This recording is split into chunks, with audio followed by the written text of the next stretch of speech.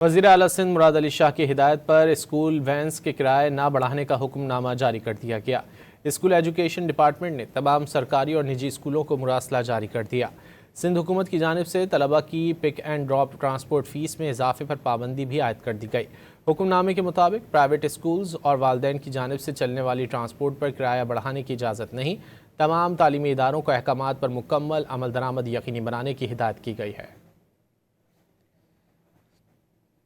वज़ीर आला सिंध मुराद अली शाह की हिदायत पर स्कूल वैन्स के किराए ना बढ़ाने का हुक्मनामा जारी कर दिया गया।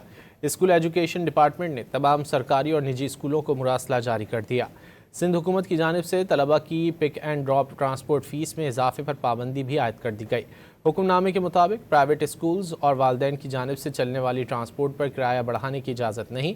तमाम तालीमी इदारों को अहकामात पर मुकम्मल अमल दरामद यकीनी बनाने की हिदायत की गई है।